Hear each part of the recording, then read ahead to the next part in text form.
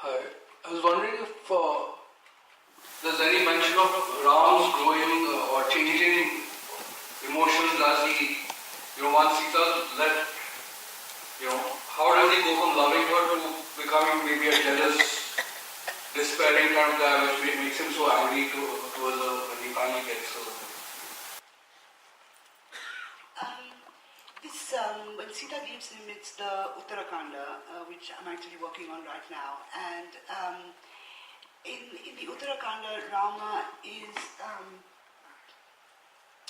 terrifyingly opaque. He has no emotions at all. In fact, the one emotion that he does have is when he hears the gossip about her, he's distraught. And he calls his brothers and he says, don't argue with me. I know you're not going to like what I'm going to do, but this is what I'm going to do. And kings do not like people who argue with them, so please just do what I'm saying.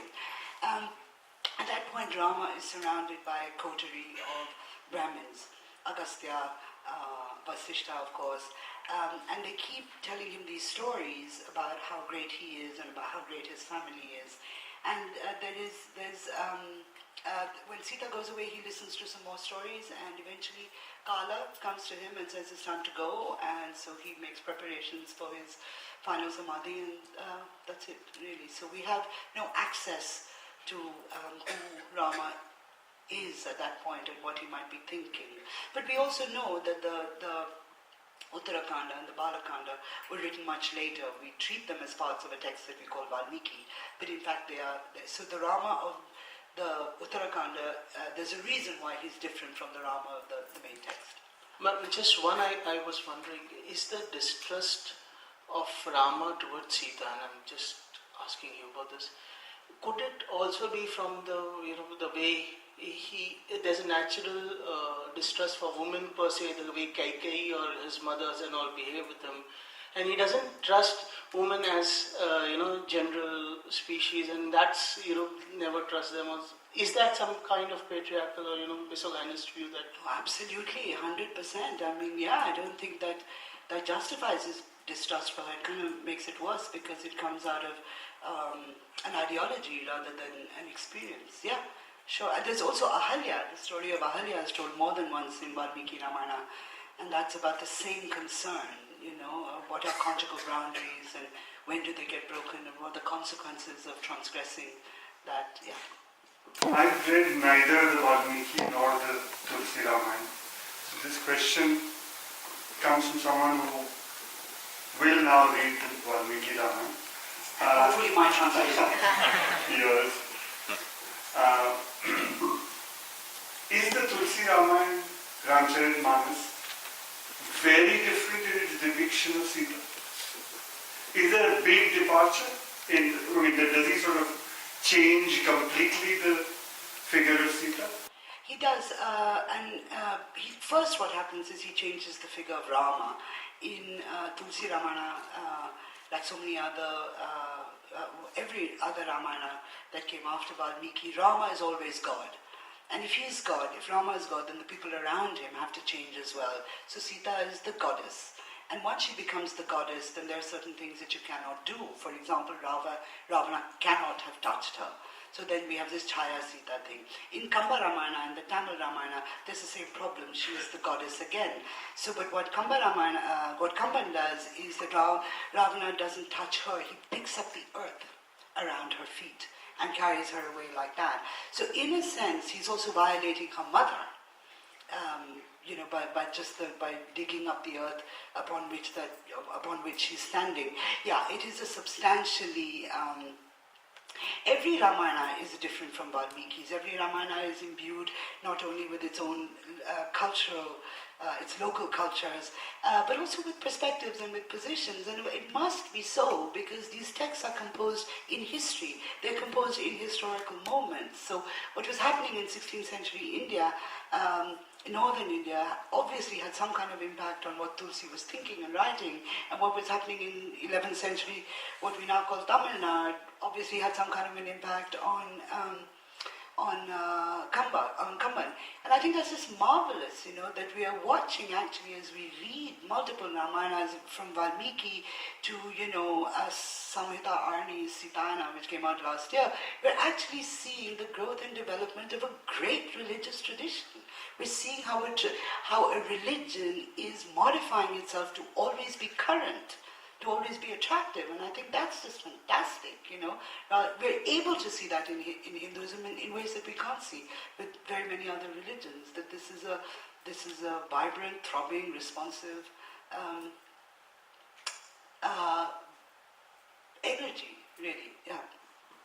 There have been a few textual information that I've read in the recent past where it says that Sita was the daughter of Ravana and not Shri. And Rama apparently didn't like Ram, and hence he just took her back. So he didn't like her to be in the Vanvas and spend her life in exile and etc. So how far do we believe in the authenticity of informations like this floating around in various textual forms or various writers? Well, I think I think it's precisely what you just said is precisely the problem. Where did you get this information? Yeah, what is this text that you're referring to? Texts are authenticated by themselves, not by other people. So, okay, yeah, so Ravana, she was his daughter, and where did you get that? Why would you even imagine that it is something that you would like to relate to the Ramayana that we know? You're free to do that, but what is your textual source? So it doesn't even have to be a textual source anymore. I saw it on TV. My auntie said. Yeah, but you know that when you say my auntie said, and I saw it on TV, already the truth value of both those things is substantially different, even though your auntie is probably right and what you see on TV is wrong, but that's not the point, right? So, yeah. Ramayana is a tale of Ram, and when the author wrote Ramayana, probably he had Ram as a hero in his mind, and he continues to be the hero in his mind. But the way you really mentioned about the way Sita saw Ram doesn't really come across as a hero. Now, in the way the author wrote it, did you really have it in mind to paint the hero as not such a strong man? I'm just trying to understand that. Yeah, that's a very good point actually, because this Valmiki is the only author for whom we have no independent historical evidence, right? In fact, many of us believe that Valmiki is a construct, that he's an attribution. It's very difficult to think about a text without an author. We don't take a text without an author that seriously. So every single writer, after every single teller of the Rama story after Valmiki is a historical person, right? And Rama is completely heroic in those texts. So when we have a historical man writing the story of Rama, Rama is heroic. The Valmiki text is much more amorphous. We don't quite know how it congealed, how it came together, how and it obviously has layers from many centuries. It seems to have the inputs of many minds, but much like the Mahabharata. So it's possible that that you can have a stronger Sita in the Ramayana because it wasn't a single intelligence that was creating that text. Whereas if you have Kamban or you have Kirtivasa or whoever, they say no. There is one center, and that center is Rama. So. After all that you said about Rama's digressions, then how come he is still the Maryada Purushottam? Or is he to you? No, I'm Well, asking. there you are, that's sufficient. He's not the Maryada Purushottama to many of us. So, and you can see why some kind of people would want him to be the Maryada Purushottama. It's not about him as much as it's about us. It's about how to put us in our place. And I think, we would. I think it's the idea of Maryada Purushottama is really up now for negotiation. It is a contested idea that there should be such a thing at all, that this person should be it, and I think that's just fantastic that we are asking questions that are not necessarily hostile questions. A question is not necessarily a challenge, it is not necessarily an act of hostility. Sometimes it's just a genuine curiosity, like how do I think about this? So I think it's a good idea to question that. Ma'am, you told that Sita is the woman of self-respect. Sita is the woman of self-respect. Then why she obey every order given by the Ram? Because she loves her too much.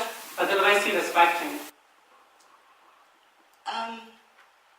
I think she loves him. I think that's a very big part of why, as you say, she obeys him. I don't think she obeys him necessarily. I think every time he wants to do something, she questions him about it. She asks him about it. Yeah, and I think she asks him not simply to reassure herself, but also I think to indicate to him that he needs to think a little bit more carefully about what he's asking her to do.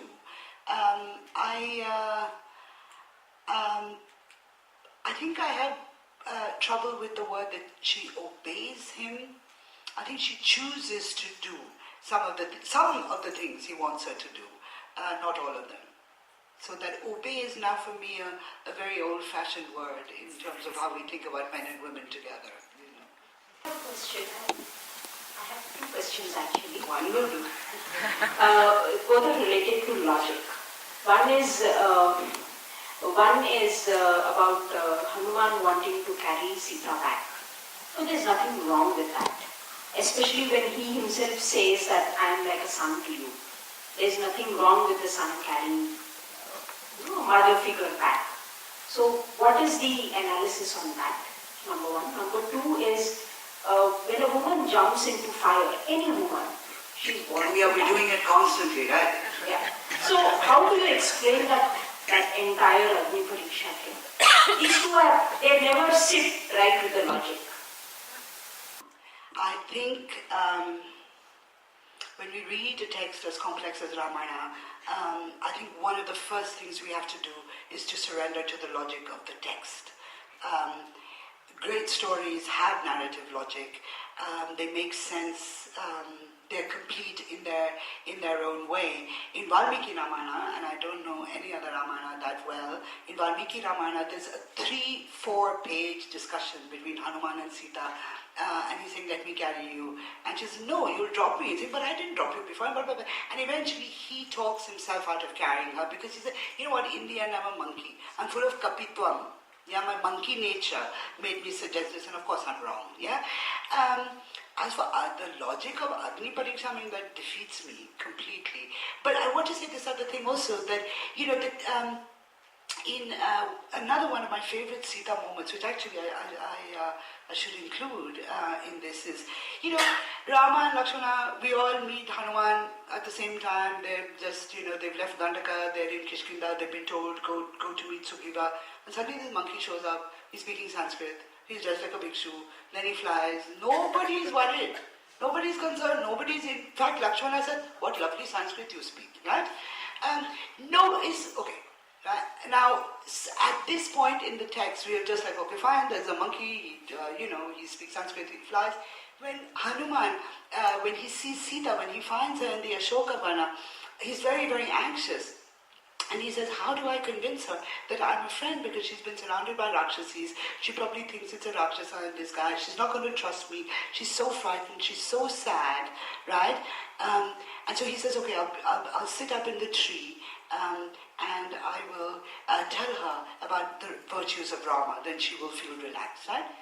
So he's sitting up in the tree and he starts saying how lovely Rama is. And Sita is like, you know, shaken out of her sadness.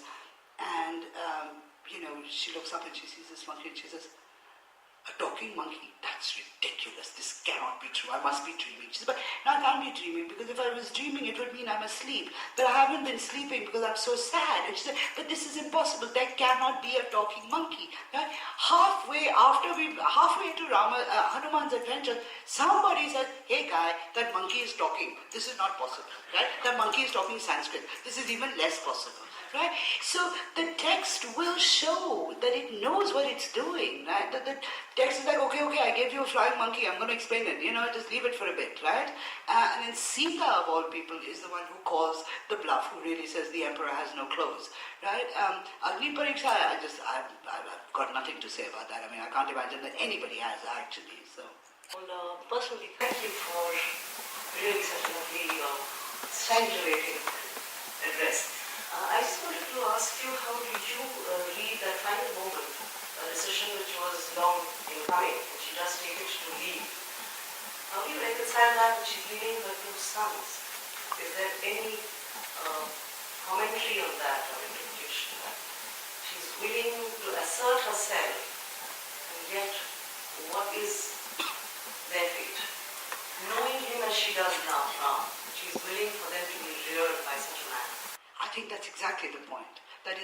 exactly the point, that Rama has always wanted his sons, and they're going to become like him. And there is no place for her. And that's another reason why she's able to go. That it was, and of course, his sons are returned to him at this massive sacrifice where everybody's there. And so it's not simply legitimizing the sons for Rama, it's legitimizing the future rulers of Ayodhya, of the Ikshvaku clan. So I think it's precisely that. She's like, this is not a place for a woman. These guys have got something worked out and they don't need me. Not even her children. They're 12 or something like that. So, but yeah, I remember once when I was teaching this to American undergraduates, and I was sort of making the same point about how she leaves, and this young woman just got so agitated. She was like, she's a bad mommy. And I was like, first of all, it's a little hard for me to say bad mommy, when I think of Sita. But she just had this thing that, no, she's abandoned her children. There's no reason this woman should be treated as a goddess. There's no reason this woman needs to be idealized. That there's no way that an action like that can be integrated in any kind of positive response to Sita. We had been discussing the personalities in the Ramayana, the characteristics of Sita and Ram. And midway we came to these strange points in Ramayana, as if how a monkey can speak in Sanskrit. I think all these are symbolism in Ramayana. And there is a lot in Valmiki's text itself to interpret this symbolism. जैसे सीता पूछती है हनुमान से कि is Bharat going to send his army to free me? अब ये सीधा पूछती है तो हम भी पूछ सकते हैं कि सीता को छुड़ाने के लिए अयोध्या से सेना क्यों नहीं आई? तो there is a symbolism in text itself and we have to decode it. There is a lot of symbolism. जैसे in बालकांडा ब्रह्मदेव requests विष्णु अवतार ले लो 4 पुत्रों के रूप में, कौशल्या, कैकेयी वगैरह रानियों के वंश के नाते. But when it comes to other goddesses and other gods, उनके लिए बताता है कि वानरी के गर्भ से जन्म लो, अश्वनी के गर्भ से जन्म लो. तो ये जो चेंज है, ये भी एक सिंबॉलिज्म है. और एक जगह पे वाल्मीकि ने ऐसे बताया, संपाति के संवाद में आता है कि नागों के लिए क्रोध भाव स्वाभाविक है, मृगों के लिए भय भाव स्वाभाविक है, गंधर्वों के लिए काम भाव स्वाभाविक है. तो ये भी एक सिंबॉलिज्म है. मैं समझता हूँ कि ये सिंबॉलिज्म यदि डिकोड करें तो उसमें जो अद्भुतता है, रोमोपात की कथा में अद्भुतता है कि जैसे ऋष्यशृंग उसके राज में प्रवेश करता है तो बारिश शुरू हो जाती है. तो ये सभी सिंबॉलिज्म्स डिकोड करनी चाहिए. मैंने एक आपके पास किताब दी है in which I have tried to decode all that symbolism, and I have arrived all that symbolism leads to some ecological content. The love for nature and the use of natural resources. मुझे ऐसा लगता है कि Ravan represents our present generation all over the world which consumes utmost of the natural resources. मुझे लगता है कि अब जैसे वानरों का वर्णन है, अतिरथी महारथी बताए है, लेकिन उनका वर्णन है नखदंष्ट्रायुधाः. And the demons were fighting with their astras, and these were fighting with their nails and bites. Yeah. Thank you very much for your book, which I will read. And yeah, absolutely. I mean, especially I'm attracted by the word that you use, Adbhuta. Yeah, because Adbhuta Ramayana is exactly this, which talks about Ramayana as being a series of symbols and particular allegorical meanings. So again, I mean, I just always feel that anything that we say about Ramayana now has already been said. Somebody's done it. If not 30 years ago, then 300 years ago. If not 300 years ago, then 600 years ago. But thank you very much for your book. I will. I'll take. Marathi. I don't know if you read Marathi. No, I don't, but I know people who do. So there's always somebody to help. I had a question. Yes, of course. I think there are many students of music here. So I just wanted to know, many of us are trained in a system of music which is primarily based on the oral tradition. And so I was wondering whether the portrayal of Sita in the oral tradition is very different from that in the textual tradition, And have you actually come across songs in whichever language, which display this kind of difference? Yeah, no, absolutely, Anisha. The Sita and the oral tradition, which is also in this case the folk tradition, is very, very different. And as I was saying, there are Telugu songs in which Rama is mocked, and there are lots of wedding songs which are like, be careful. There's this wonderful song where. About that moment when Sita is persuading Rama that he should take her to the forest, and the song is all about of course she doesn't want to stay with her mother-in-law. She's got 3 mothers-in-law. She wants to go with him. So there's a very down to earth, a very mundane, and a very personally felt understanding of Sita. And of course, the problem is that the textual tradition is the patriarchal tradition, right? So it's not going to give us a Sita who is subversive, or a Sita that questions. But we, of course, the Desa and the Marga, the two traditions talk to each other, but the more mischievous, the more challenging, the more contested ideas of all of Indian culture will always be outside the textual tradition, outside the classical tradition, which is of course textual. Thank you very much for bringing that up. That's very critical. I wanted to ask whether Valmiki Ramayana includes this episode where Mandodari is sent by Ravan to Sita to, convince her to come to Ravan. No, it doesn't. There's one Rakshasi who's sympathetic to Sita. Her name is Trijata, and she's the one who tells her don't worry, that's an illusion, and Indrajit comes, holding the head of Rama and floating above the sky, and she said, Nani, this is Maya, don't. And in a later tradition, actually as early as Kamba Ramayana, Trijata becomes Vibhishana's daughter. And that's why she's good. That is also to me very interesting how, as after Valmiki, the Rakshasi women have more and more developed characters, like what did Mandodaris, and of course there is that other magnificent, other Mandodaris what is she thinking? Yeah, this man has brought this woman back, right? He's obviously obsessed with her in some way, so obsessed with her that he won't violate her, he'll wait for her to come. She's been his wife forever, what is she thinking? So that becomes a whole other set of stories, a whole other set of imaginations about Mandodari. Then, there's, I don't know if people are reading this guy called Anand Neelakantan, his book is Asura, which is about Ramayana, and he's got this whole complicated thing about Mandodari there being really cold and sort of actually frigid, and so Ravana cannot stand to be with her, and so he goes looking for these other women, and that's how these texts grow, because somebody is also always asking a question that needs to be answered, and Ramanujan had this wonderful way of talking about epic. He said an epic is like a crystal. It grows where there is a flaw, F-L-A-W, right? So if the question is asked, you have to give the answer. And Uttarakanda is full of that. It's full of, why did Hanuman not know his magical powers? Oh, let me tell you why he didn't know.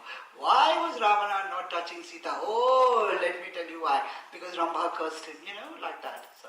In between all this idea of Maryada Purushottam, can we look up to Ramayana as a sarcasm on patriarchy? And maybe ultimately it brings up woman empowerment. Can we look at it?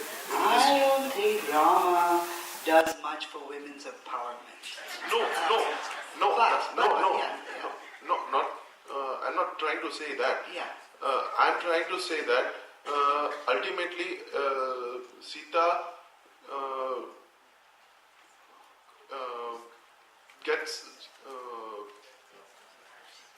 She ultimately decides to take her own course in the end. She has had enough of all the submissive life right through. So can we look at it in that way? You know, there are many, many reasons to admire Rama. Yeah, just because I don't think that Maryada Purushottama is an appropriate nomenclature for Rama. There are many other things that I find you know, the terrible thing about Rama is that he always sets out to do the right thing and it always goes wrong. In Mahabharata, people say, it's okay, I'll do the wrong thing. Or they say, oh, I didn't know what the right thing was. Rama knows what is the right thing. He does it as much as he can, but it goes wrong. And that is something, I feel sort of,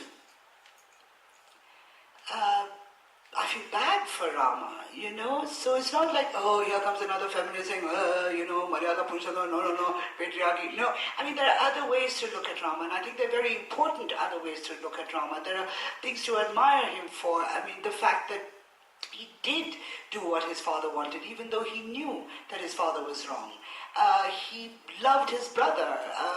I think he loved his wife very much, but there's a moment when she's taken away from him, he realizes he has no choice. He has to become the Kshatriya that he didn't want to be to get his wife back. So this is somebody that we must feel sympathy for, rather than just reject out of hand as like, well, the Maryada Purushottama thing is not working, and so nothing works. Yeah, many things do. There are other ways to approach Rama, and I think also not simply to see Rama only in terms of Sita, but to see him in terms of the destiny that he's born into, his family, his stepmother, his own mother, who's not a very nice person at all. But when I get into something like this, I realize I should just say it the short way: read the text. So I just had a question. Is there, or has it ever been established if there's a female voice that has contributed to, say, like the Any Ramayana? Well, there are definitely women's Ramayanas from more recent centuries. Of course, there are lots of modern ones, but interestingly, no woman's story is ever going to call it Ramayana. She calls it Sita, she calls it something else. Nobody calls it Ramayana. And it's very difficult to establish a female voice just from the feel of it, we also want to find women's voices in Rig Veda. Among the compositions in the Rig Veda, we want to find women's voices in the Upanishads. We know for sure that there are women's voices in the Sangam poetry from the great Tamil poetry gatherings, right? But they're named as women. We suspect that there are probably 4 or 5 women included in Sanskrit court poetry, in erotic poetry. But per se, I'm not sure that there's a way to say, "Arey, yaar, this sounds like a woman." I don't think we can do it even in languages now. It's very interesting if we were to read our books without covers. Would we know that this was written by a man or whether it was written by a woman?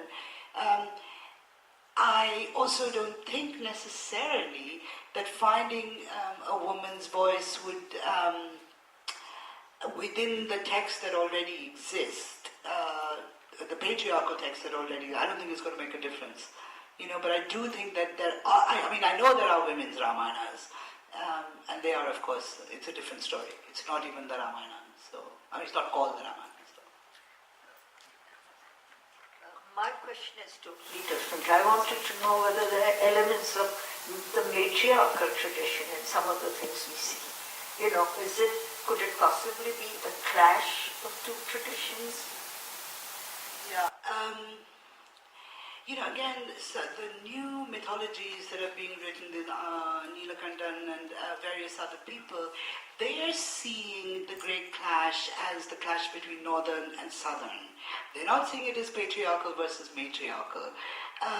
And to that extent, this is why I think we've always been retelling Ramayana. It's our politics that make us tell the text anew. It's our politics that makes us look for the matriarchy or the Dravida or the this or the that. And so the text, and this is why I say it's such a generous and loving text. It's so responsive. We can find things in it that we're looking for. We can put things in it that we think have been left out. The one indication I think of the matriarchy could be Rishya Shringa's wife is Dasharatha's daughter. her name is Shanta, and Bhavabhuti makes a big deal of her in Uttara Ramacharita. But it is true in Valmiki also that Rishishringa comes and he continues to live in the forest, he continues to live with Dasharatha until Dasharatha gives him a kingdom and sends him away. So I don't know if that's matriarchy or matrilineal or whether, how Dasharatha's single daughter is impacting the larger politics of what's going on. There's also Swayamprabha, who is a very, very strange creature. She lives alone in the forest in this magical cavern. She's a tapaswini. There's no explanation for her at all. But she's the only non-sexualized woman in the whole Ramayana. So that I've always found her very interesting, but I haven't been able to find anything except those 10 verses or 12 verses. One more addition to the question. I'm wondering about whether Sita's attitude reflects a matriarchal. Yeah, whether Sita's attitude reflects a matriarchal position. It may well. The fact that she's born from the earth. But it's also true that very quickly after Valmiki, the next Ramayanas that appear, she's born from the earth, but suddenly she has sisters, then she has a mother, so even that is diluted. I mean, it's just, you cannot have a strong female oppositional a counter, not even an opposition. Is there, thank you for a very, very compassionate rendering or representation of Ramayana. In present times, it's so rare that there is compassion and it has to do with Ramayana.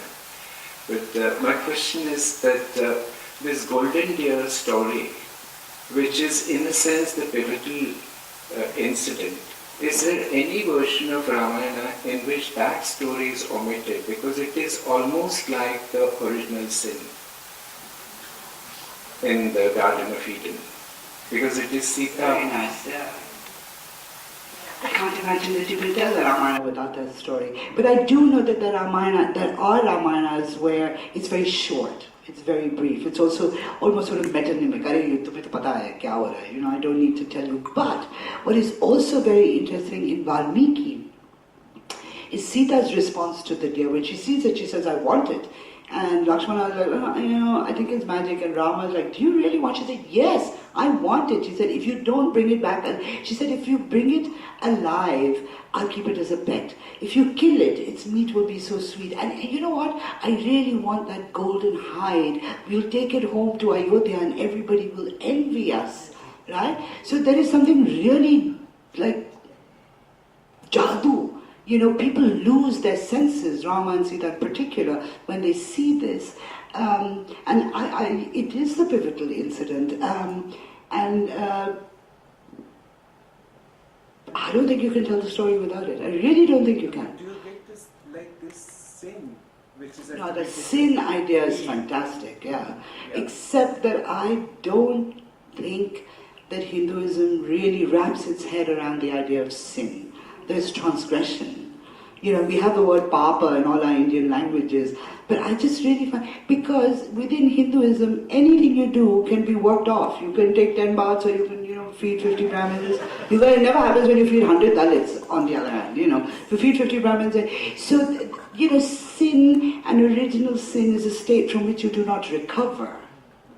Right? And I think that's why I love to think that it's the Garden of Eden moment and it's the loss of innocence, but I don't know if it's sin is the word that I would use there. It's not, but it goes against what Sita tells Ram in the first instance, that keep your weapons away, and it is she who is goading him, which I find...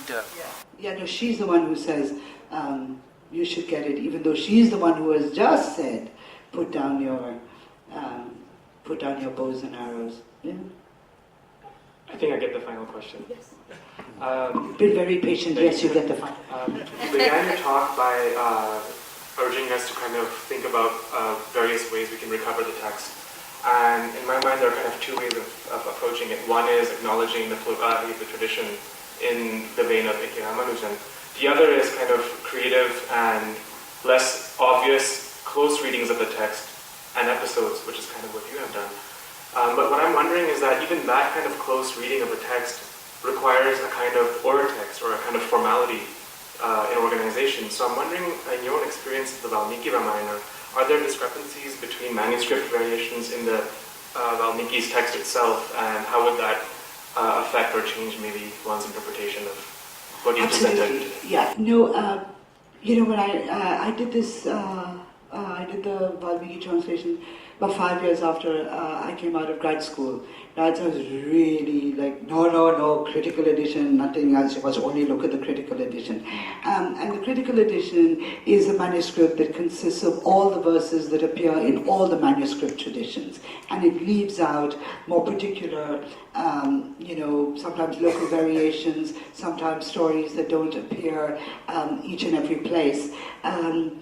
And I've since then really changed my mind. I think that, trained as I was at the time that I was, in the place that I was, the critical edition was very important. I don't care anymore whether it's inside the critical edition or it's not. So the idea of the ur-text for me is no longer this edition of Valmiki, but it is Valmiki. And it will always be Valmiki, and because that's the text that I know best. It's also a text that I enjoy very much because it hasn't been completely bhaktified. Rama is not yet always God, and so he's really interesting. You can ask questions of him, you can demand answers, it's the most open of all the texts that are out there. Thank you.